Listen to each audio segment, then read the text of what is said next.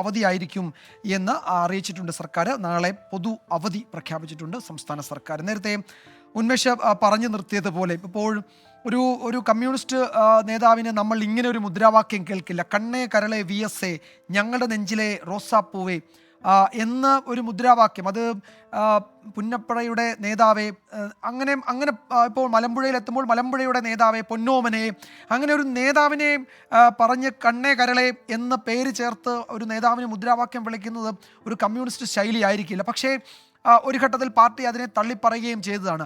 പക്ഷെ പിന്നീട് VS അച്യുതാനന്ദൻ്റെ ചിത്രം വെച്ചായിരുന്നു ഒരു സമയത്ത് തിരുവനന്തപുരം മുതൽ കാസർഗോഡ് വരെ മുഴുവൻ LDF സ്ഥാനാർത്ഥികളുടെയും പോസ്റ്ററിൽ VSൻ്റെ ചിത്രമായിരുന്നു സ്ഥാനാർത്ഥികൾക്കൊപ്പം ഉണ്ടായിരുന്നു. അപ്പോൾ VS ആ സമയത്ത് പാർട്ടി നേതാവ് അങ്ങനെ നേതാവിൻ്റെ പടം വെച്ചല്ല, നേതാവിൻ്റെ പേര് പറഞ്ഞല്ല മത്സരിക്കേണ്ടത് എന്നൊക്കെ പറയുമ്പോഴും VSൻ്റെ ചിത്രം ആ പോസ്റ്ററുകളിലൊക്കെ തിരുവനന്തപുരം മുതൽ കാസർഗോഡ് വരെ ആ ചിത്രം ആ പോസ്റ്ററുകളിലൊക്കെ ഉണ്ടായിരുന്നു എന്നത് ഈ ഘട്ടത്തിൽ ഓർക്കേണ്ടത്. ഇപ്പോൾ 2006 അദ്ദേഹത്തിന് സീറ്റ് നൽകിയില്ല.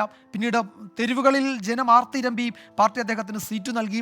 ആ തെരഞ്ഞെടുപ്പിൽ വലിയ ഭൂരിപക്ഷത്തോടെ അധികാരത്തിലെത്തി അദ്ദേഹം മുഖ്യമന്ത്രിയാവുന്നു. പിന്നീട് 2011 നിയമസഭാ തെരഞ്ഞെടുപ്പിൽ നോക്കണം, ഒരു ഇഞ്ചോടിഞ്ച് പോരാട്ടമാണ് നടന്നത്. LDF UDF എന്ന സാഹചര്യം അതിപ്പോൾ മാറി.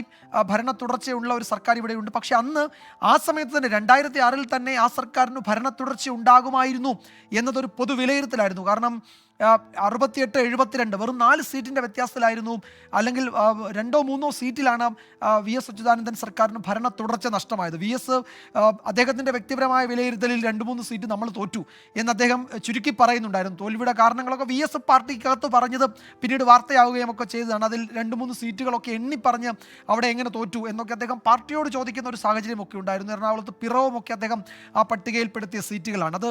പിന്നീട് അത് വലിയ ചർച്ചയായതാണ് പാർട്ടിക്കകത്തും പുറത്തും. അങ്ങനെ VS അച്യുതാനന്ദൻ സർക്കാരിന് ഒരു ഗവൺമെൻറ് അധികാരം ഒഴിയുമ്പോൾ ആ ഗവൺമെൻറ്റിന് ഒരു ആൻറ്റി ഇൻകുംബൻസി ഉള്ള ഒരു സമയം. അങ്ങനെ LDF UDF എന്ന കേരള രാഷ്ട്രീയത്തിൽ ഒട്ടും ആൻറ്റി ഇൻകുംബൻസി ഉണ്ടായിരുന്നില്ല VS സർക്കാരിന്. അതുകൊണ്ടാണ് 68-72 എന്നതിലേക്ക് ഒരു ഫോട്ടോ ഫിനിഷിലേക്ക് ആ തെരഞ്ഞെടുപ്പ് ഫലം എത്തുകയും ചെയ്തത്. VSൻ്റെ ഭാഷയിൽ പറഞ്ഞാൽ 2-3 സീറ്റിൽ നമ്മൾ തോറ്റുകൊടുത്തു എന്ന് അദ്ദേഹം പറയാറുണ്ടായിരുന്നു.